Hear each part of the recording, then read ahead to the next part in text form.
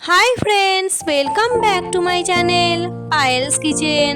আজকে আমি তোমাদের সাথে পাস্তার পায়েসের রেসিপি শেয়ার করব। তাহলে চলো বন্ধুরা, রেসিপিটি শুরু করি। প্রথমেই পাস্তার পায়েসের জন্য এখানে এক বাটি পাস্তা, কিছুটা কাজু বাদাম আর কিশমিশ নিয়েছি। কড়াতে 1 চামচ ঘি দিয়ে দিয়েছি। ঘি মেল্ট হলে গ্যাসের ওভেনটিকে লোতে রেখে প্রথমে কিশমিশ ভেজে তুলে নিচ্ছি।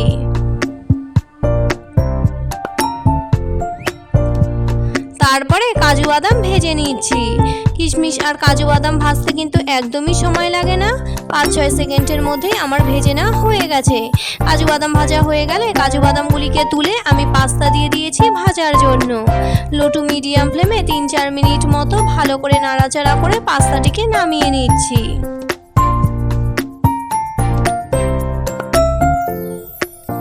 এখন পায়েসের জন্য দুধ বসিয়ে দিয়েছি। দুধ একটু গরম হলেই আমন্ড দুধ দিয়ে ভালো করে নেড়ে নিচ্ছি। দুধ ফুটতে শুরু করলে ভেজে রাখা পাস্তাগুলি দিয়ে দিলাম। এখন লো ফ্লেমে পাস্তাটিকে ভালো করে সেদ্ধ করে নিচ্ছি। পাস্তা সেদ্ধ হয়ে গেলে মিষ্টির জন্য চিনি আর ভেজে রাখা কাজু কিশমিশ দিয়ে দিলাম। এখন লো টু মিডিয়াম ফ্লেমে 3-4 মিনিট মতো ফুটিয়ে নিয়ে আমি পাস্তার পায়েসটিকে কিন্তু নামিয়ে নিয়েছি। তাহলে বন্ধুরা, আমার আজকের এই সিম্পল পায়েসের রেসিপি তোমাদের কেমন লাগলো অবশ্যই কমেন্ট করে জানিও। ভালো লাগলে এই ভিডিওতে একটি লাইক করে দিও আর রিলেটিভদের সাথে শেয়ার করতে কিন্তু ভুলে যেও না।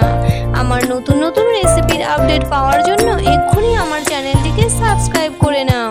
আজকের মতো এই পর্যন্তই, আবারও আসছি নতুন কোনো রেসিপি নিয়ে। ততক্ষণ পর্যন্ত সবাই সুস্থ থেকো ও ভালো থেকো। টাটা।